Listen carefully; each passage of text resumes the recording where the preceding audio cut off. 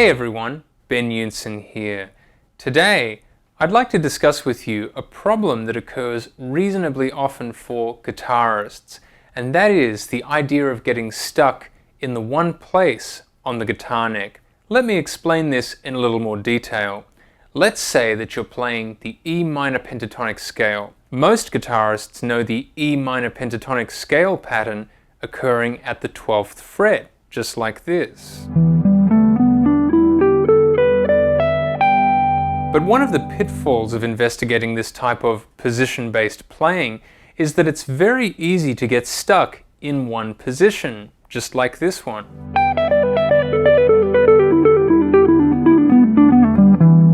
And as effective as that sound can be, it can ultimately be a little limiting if that's the only place that you can access those notes. In fact, sometimes this is referred to as being stuck in a pentatonic box on the guitar neck. I think the same can be said for some of the most basic major scale patterns on the guitar neck. For example, the C major scale played over 2 octaves, much like this.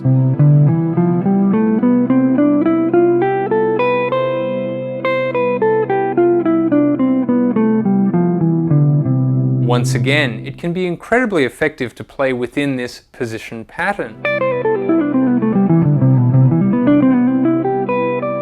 And it is one of the position patterns that you'll learn for the major scale that's most commonly derived from the CAGED system. And if you'd like to learn a little bit more about that, make sure to watch this video up here. But the question remains, regardless of whether or not we want to utilize the E minor pentatonic scale for our soloing, or the regular C major scale, what happens if we want to break out of these regular position patterns and utilize the full range of the guitar neck to expand our ability to express ourselves on the instrument? Well, today we're going to explore some approaches to see just how we can get outside of these boxes on the guitar neck. And if you'd like to explore some of these approaches in greater depth as they relate to scales and arpeggios, make sure to check out the How to Practice bundle at bensguitarclub.com, where you can explore some of my approaches to scales, arpeggios, and developing a soloing language on the guitar neck to help you build your soloing ability all over the neck. It'd also be great if you could give this video a like so that we can push it out to as many people as possible, and consider subscribing so you don't miss any of my upcoming playing videos, lesson videos a bit like this one, and discussions about music. Let's get into it. Let's get started by investigating the pentatonic scale, specifically the minor pentatonic scale. And at the start of this video, you would have heard me playing the E minor pentatonic scale at the classic 12th fret position, which sounds a bit like this. Now, while so many of us know this important place to play the minor pentatonic scale, I think it can be more helpful to isolate the exact notes found within the scale, and those would be E, G, A, B, and D. Now that we've established those 5 notes that serve as the foundation of the minor pentatonic scale, let's look at some approaches that are going to break us out of the box. The first approach that I'd like to look at involves single string playing, and that means that we're going to isolate on each individual string all of the notes of the minor pentatonic scale. Let's begin by playing the E minor pentatonic scale on the open high E string. We have the notes E, G, A, B, D, and E, and of course that repeats up the octave above the 12th fret. Next up on the B string we have the notes B, D, E, G, A, and B. This time the E minor pentatonic scale didn't start from its root note, but rather the 5th degree B, and we used the open B string to indicate that. Our next string is G, G, A, B, D, E, G. And of course G is the flat 3rd degree of the E minor pentatonic scale. Now let's play it from the open D string. D, E, G, A, B, and D. Next up, from the open A string, A, B, D, E, G, and A. And then finally, the low E string, starting from our root note, E. E, G, A, B, D, and E. It can be fantastic to put on some type of backing track or pad that you can solo over that indicates the sound of E minor, and solo only on single strings. For example, here's some soloing on the open high E string.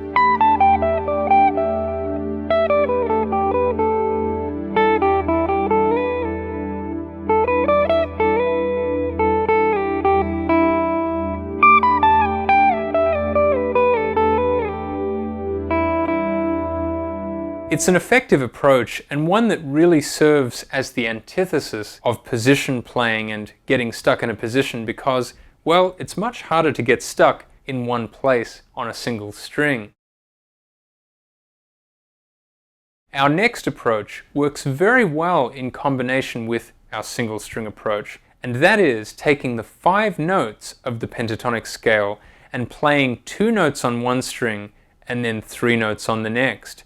Starting from our open low E string, it might work a little bit like this. 2 notes on the low E string, E, G, and then 3 notes on the A string, A, B, D. We can hear our next octave starting from the 2nd fret of the D string, E, G on the D string, and then on our next string, the G string, we have A, B, and D. Let's follow this scale up to a 3rd octave starting from the 5th fret of the B string, E, G, and then from the high E string, 5th fret, we have A, B, D. Our full 3-octave range sounds a bit like this.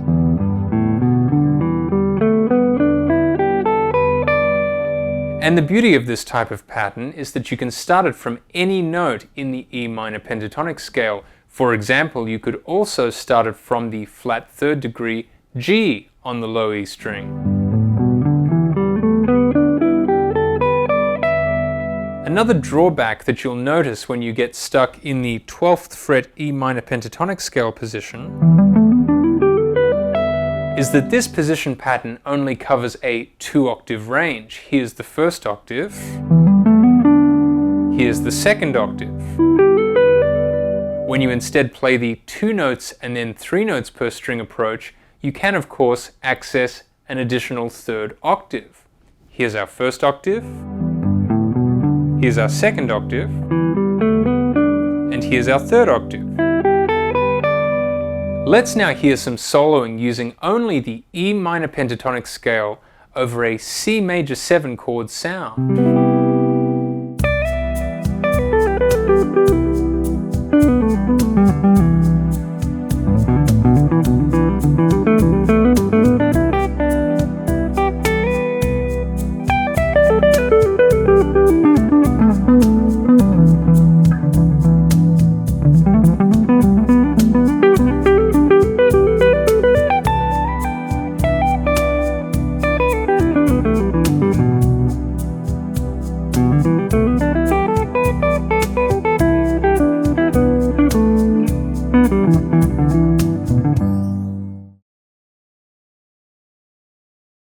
As we discussed earlier, the major scale is of course one of the most important scales to have under your fingers to develop a fluent soloing language on guitar.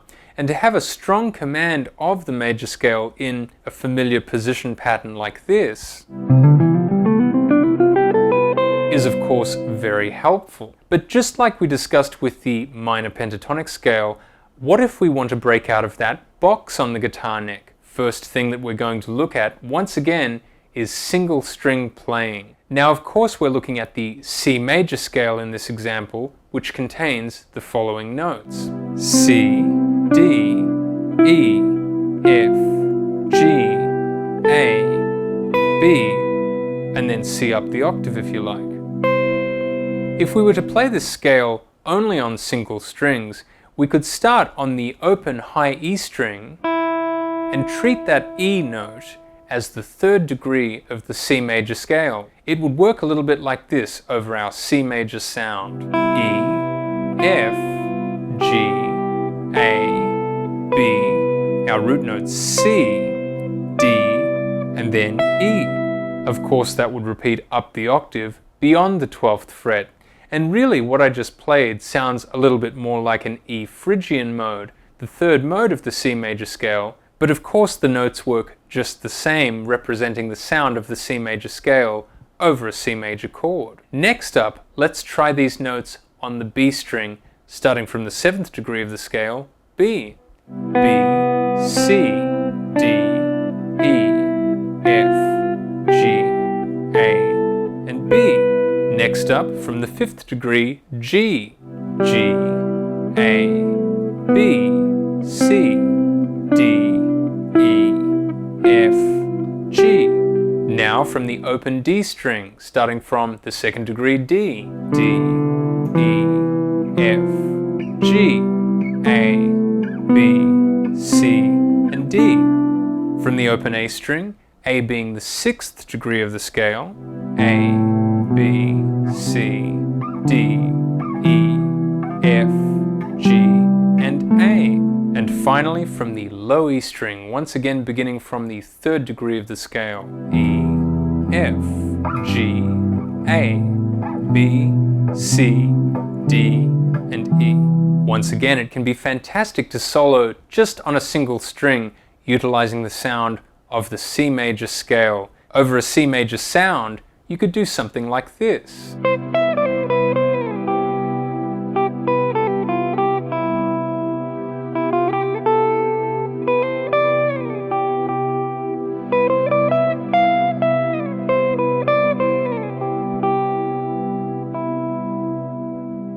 It would work just fine. Now that we've established where all of these notes are on single strings, let's now try an approach where we play 4 notes on one string and then 3 notes on the next, of course utilizing all of the notes in the C major scale. For example, let's start at C on the 8th fret of the low E string. We'll play the notes C, D, E, and F on the low E string, followed by 3 notes on the A string, G, A, and B. And that gives us 1 octave of the C major scale. We can repeat the very same type of pattern, now starting from the 10th fret on the D string. The notes C, D, E, and F, followed by, from the 12th fret of the G string, G, A, B. And of course we can play 1 final octave beginning from the 13th fret of the B string. C, D, E, F, G, A, B. Once again, the initial position pattern that we looked at spanned only a 2-octave range, and it sounded a little bit like this. Our first octave, followed by our second octave, with our 4 notes, then 3 note style fingering, we can access a total of 3 octaves, which I think certainly breaks us out of the box. Our first octave, our second octave, and our third octave. Let's now take both of the scales that we've looked at so far, the E minor pentatonic scale and of course the C major scale, and blend as many fingerings as possible for both of these scales over a C major sound.